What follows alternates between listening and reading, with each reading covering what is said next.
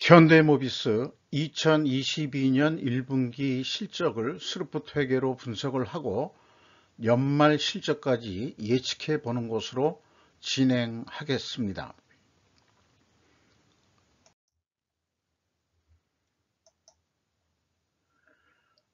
중간 대문으로서 가끔 넣는 내용인데요. 평가 지표를 변경하면 행동이 바뀐다. 이 뜻은 원가 회계 손익으로 평가를 하면은 원가 세계 패러다임대로 행동을 하고 스루풋 회계 평가 지표로 평가를 하면은 또한 행동이 바뀐다 하는 것을 말씀드리고자 합니다. 그리고 재고 회전율을 조직 내 공동 목표로 필히 설정해야 한다 하는 점을 지속적으로 강조드리고자 합니다. 그리고 모든 제조기업은 재고 현황을 재고 관리 흐름으로 공시해서 신뢰도를 향상시켜야 한다고 지속적으로 주장하는 바입니다. 아래와 같은 양식으로요. 그리고 내부적으로 3자 윈윈인 하는 그런 것이 생산과 영업 그리고 물류 기업이 삼위일체 비슷하게 돼 가지고 운영을 해야 공동 목표로 재고 회전율을 공동 목표로 했을 때 기업은 돈을 벌 수 있다 하는 점을 지속적으로 강조드리고자 합니다. 현대모비스에서 이 두 번째 대문을 특히 말씀드리는 것은 현대모비스가 현대차와 기아의 그 자동차 부품을 납품하는 그 회사이기 때문입니다. 그런데 지배구조에 있어서 3개 회사는 상호 출자 같은 방식을 아직 하고 있는 것으로 파악이 됩니다. 현대모비스의 최대 주주는 기아로 되어 있습니다. 17.37%를 가지고 있고요. 외국인이 34.1%를 가지고 있습니다. 그런데 그 현대차는 현대모비스가 21.43%를 가지고 있고 외국인이 26.86%를 가지고 있습니다. 그리고 기아는 최대 주주가 또 현대차입니다. 33.38%를 가지고 있고요. 외국인이 36%입니다. 그러니까 현대모비스에서 현대차한테 투자를 하고 현대차는 다시 기아한테 투자를 하고 그 다음에 투자라기보다도 소유하는 거죠. 그리고 그 기아는 현대모비스를 또한 소유하는 거로. 그러니까 속된 말로 어느 놈이 형님이냐 하는 거를 잘 모르겠어요. 그런데 성격상으로 보면은 이 완성차 메이커가 아닌 현대모비스가 현대차한테 기아한테 모듈 성격의 그 부품들을 납품을 하는데 이 현대모비스가 사실상 상위에서 지배하는 회사로 해석이 됩니다. 여러 가지 그 경영 성과를 봤을 때 그런 기분이 아니고 느낌 같은 느낌이라기보다도요. 뭐 그런 거로 저는 인식을 했습니다. 또한 그 현대글로비스가 있습니다. 현대글로비스는 글로벌하게 별도 그 자동차를 수출하는데 어떤 컨테이너선이라든지 이 벌크선을 운영하는 게 아니고 자신들이 가지고 있는 그 무역선으로 직접 전 세계적으로 그 자동차를 그 딜리버리 하는 거로 이렇게 돼 있기 때문에 물류 그로비스가 또한 현대 모비스의 그 상위 그룹이라기보다는 어떻게 생각하면 수평적인 것 같기도 합니다만은 최대 주주인 그 정의선 씨가 20%를 가지고 있고요. 외국인이 무려 그 44.76%를 가지고 있습니다. 이런 종합적인 상황을 봤을 때 현대차도 외국 자본한테 이미 먹혔다. 이렇게 표현을 하고 싶습니다. 이 먹혔다는 표현이 국수적인 논리에서 하는 얘기는 아니고요. 글로벌 경영을 함에 있어서 우리나라 기업도 미국계 기업의 대주주로 기업을 인수하는 경우가 있기 때문에 그런 측면으로 말을 하고자 하는 의미가 되겠습니다.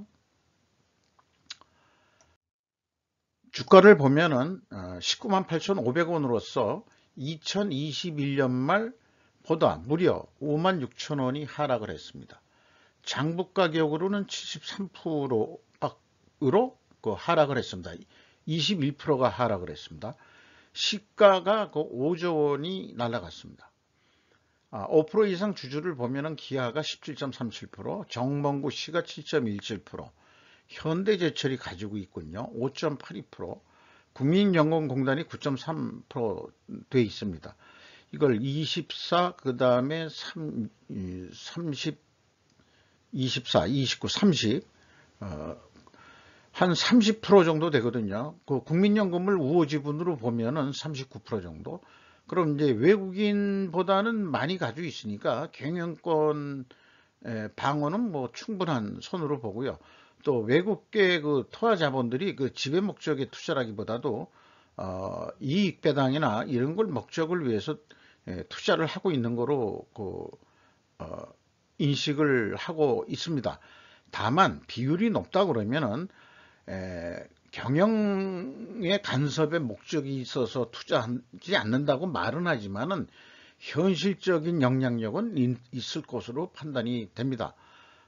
그래서 그 현대모비스나 현대차의 어떤 행보가 과연 자신들의 그 어떤 경영 의사 결정만 가지고 하는 것이냐 하는 것은 좀 미지수 의문을 가지고 또 생각해 볼 여지는 있는 것입니다.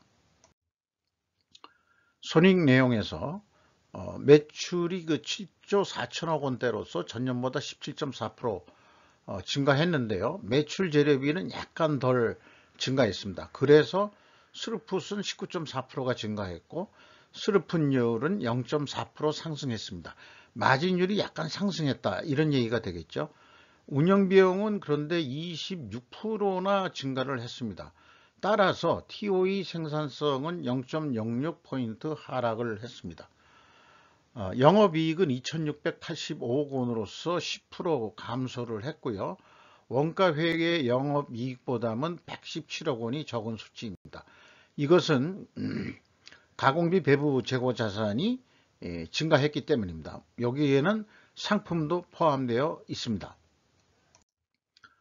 재고자산 내역을 보면은 WCAI를 상품, 제품, 제공품 세 가지 범주로 해서 집계를 냈을 때 731억 원이 증가를 했습니다. 전체적으로는 1398억 원이 증가를 했습니다.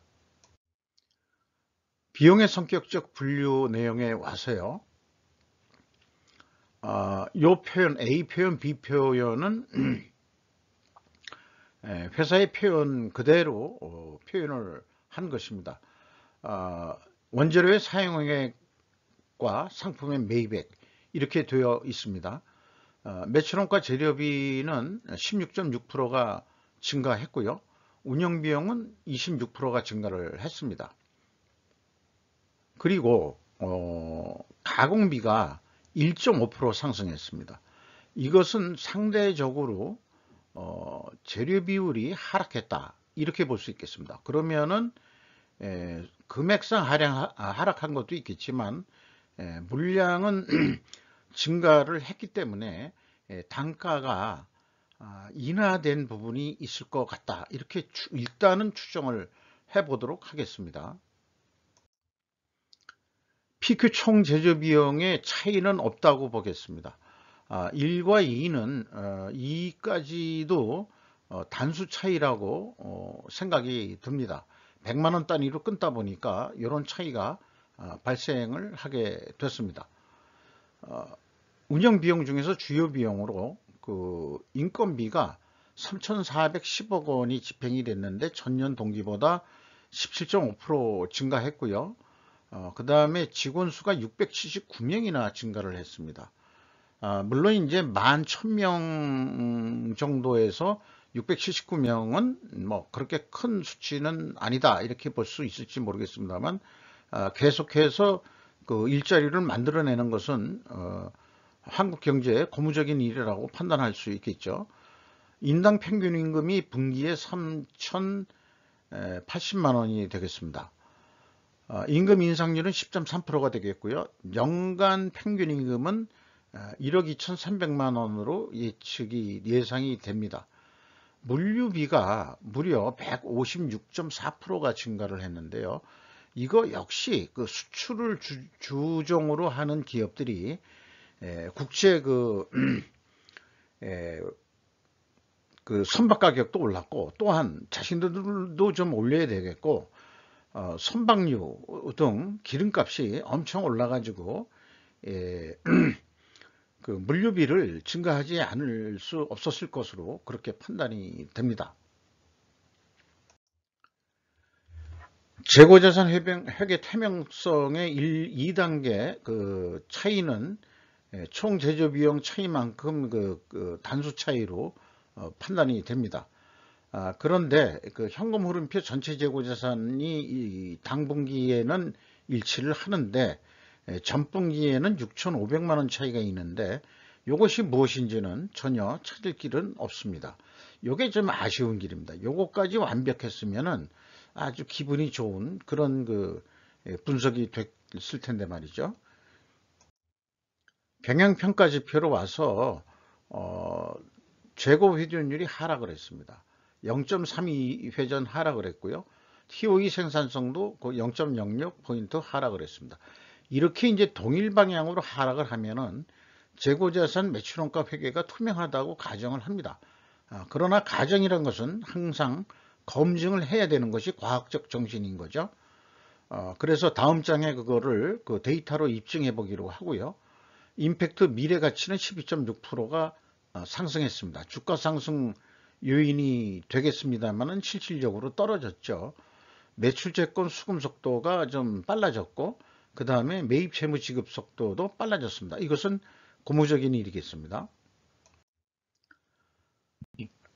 그런데 원재료 가격이 그 내렸을 거라고 이렇게 그 추론을 했는데 그게 아니오시다가 되는 게 회사는 그 이 제품에 상응하는 원재료 직접적으로 그 인과관계가 있는 그 원재료들의 가격을 공시해야 되는데 이런 거를 뭐 개그 표현대로 얘기한다면 생뚱맞게 기초 원재료를 가지고 기초 원재료 가격이 이렇게 상승했으니 우리한테 납품하는 부품업체들, 그 현대 모비스에서 또 관장하는 부품업체들의 납품 가격도 올랐을 것이다라고 제시하는 거나 마찬가지죠. 그런데 시중에서의 소문은 가격 후려치기가 전문인 게 현대차나 현대그룹의 특기다, 뭐 이런 얘기까지 들리거든요. 이런 것은 이제 그 기업의 신뢰나 그 신용 점수에 마이너스 요인이 되는데, 조금 더 신뢰도를 올리려고 그러면은 이 제품에 상응한 그 부품이 너무 많다 그러면은 원재료 A, B, C 품목 정도는 이렇게 샤시 모듈, 칵핀 모듈, FEM이라는 게 뭔지 모르겠습니다만은 여기에 A, B, C 세 가지 정도씩은 그래도 나열해 줘야 그래도 그 신뢰도가 가지 않겠냐, 저는 이렇게 좀 주장을 하고자 합니다. 현대차 그룹이 조금 더 신뢰성을 올리려면은 현대차도 이런 식으로 원재료 가격을 제시하고요. 그 다음에 기아도 마찬가지로 이렇게 하겠습니다. 요거는 매우 개인적으로 아주 못마땅한 그런 고압적인 자세로 생각이 듭니다. 이 정도 비판하고 좀 넘어가기로 하고요. 현금 재무지표에 와서 캐펙스 136원의 비유동자산이 감소를 했습니다. EAT 현금 세후 순이익은 4,413억 원으로서 수익률로는 1.7%, 전년보다 0.1% 하락했습니다. 그리고 채권자한테 660억 원을 추가로 차입을 했는데 크게 레버리지율은 안 올랐죠. 5.9%로 상승했습니다. 매우 낮은 그 그 부채를 가지고 있죠. 그러니까 상당히 이 금융자산을 현재 많이 가지고 있다. 이렇게 보시면 될 것 같습니다. 주주잉여 현금 흐름은 이익 배당으로서 ROE 1%에 해당하고요. 2021년도 1.9%는 자기 주식 취득에 따라서 이익 배당 효과와 같이 일반 주주들이 그것을 팔므로 인해서 높게 사줌으로 인해 가지고 거꾸로 이익 배당을 받은 효과를 나타낸다 할 수 있겠습니다. FEM 아까 그 제품에 FEM이라는 게 있는데 여기서의 FEM은 Final on the Money인데 현대모비스의 FEM은 뭐의 약자인지 모르겠습니다만 저도 그 뭔가 파이널이라고 생각이 드네요. E는 뭐 일렉트릭 무슨 뭐 메커니즘 내지는 뭐 머시너리 뭐 이런 류 아니겠는가? 그러니까 전기 전장품 뭐 이런 거 아닐까 그런 생각이 좀 들어가네요. 그건 제 상상이고요. 최종적으로 8,218억 원의 현금이 유입되었다. 왜 이렇게 또 표현하냐 그러면은 뭐 차입금에 대한 현금 유입도 있고 등등이니까 그러나 뭐 멀었다 해도 뭐 틀린 말은 아닐 것 같고요. 현금 버퍼율은 여유 있게 가지고 있습니다. 107%. 안정선을 50%로 제시하고 있는데 여유 있게 가지고 있습니다. 물론 이제 그 현금성 자산만 있는 게 아니고 유동 금융자산을 포함한 금액이 되겠습니다.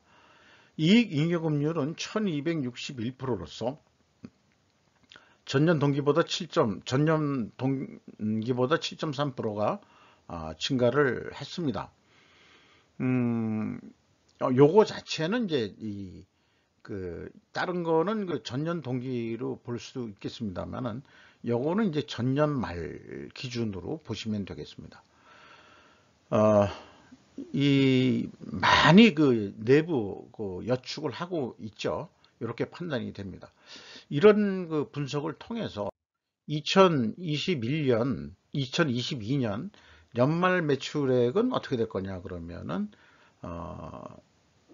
그냥 선형함수로 단순하게 3배, 그러니까 1분기 거를 100으로 봤을 때 300% 증가한다고 예측을 해서 계산을 하면은 매출액이 29조 7,850억이 될 것이다.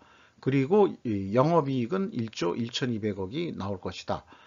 그러면 요 매출 원가는 여기에서 나와 있는 대로 생산재료비 300% 올리고 가공비 300% 올리고 그 다음에 이제 그 기말 재고가 7% 정도 증가한다고 봐서 매출 원가가 26조 2,492억 원이 나오면은 그렇게 해서 1조 1,200억의 영업이익이 난다. 이렇게 그 예측을 해볼 수 있겠습니다.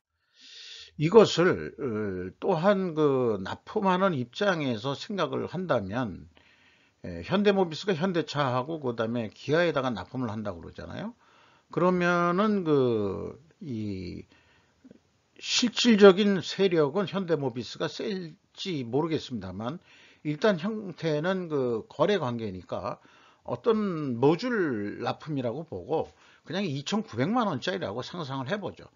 그 제한가를 갖다가 그 2,900만 원 거의 3,000만 원짜리를 냈는데 계약은 조시다 많이 깎질 못하고 각과 같은 의리니까 2,950만 원에 계약을 하면은 83만 5천 원 남겨주는 거로 그렇게 발주를 하는 거죠. 근데 그 현대모비스 자체가 이게 불만이다. 우리 그 5%만 더 좀 올려달라. 중간에 협상을 하든지. 그게 아니고 이제 판매량을 좀 더 영업을 더 잘해서 판매량을 해서 우리 좀 판매 좀 더 크게 해달라.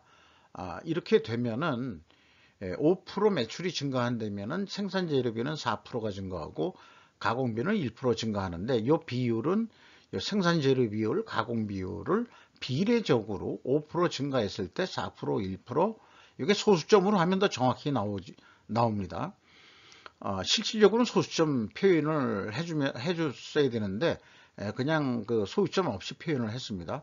그리고 재고가 또 7% 증가한다 이렇게 이제 가정을 했을 때 매출 원가가 27조 원이 계산이 되는데 그래서 그 27조 원을 그 매출원가로 적용을 해서 하면은 8,350, 요게 그냥 억 원대로 아까 얘기했나요? 어쨌거나 이익이 그 8,359억 원이 남기로 되어 있는데, 이게 이제 1조 3,382억 원의 이익을 낼 수 있다. 뭐 이런 이제 그 매출 사업 계획에 대한 어떤 도전적인 목표 연습을 좀 해보는 것으로 그렇게 했습니다. 그렇다면은 스루풋을 강조하는 스카이홀딩스 입장에서 스루풋 어떤 요소를 가지고 어떻게 그 매출을 예측할 거냐 그러면 이것도 도수 없습니다. 300% 하는 겁니다.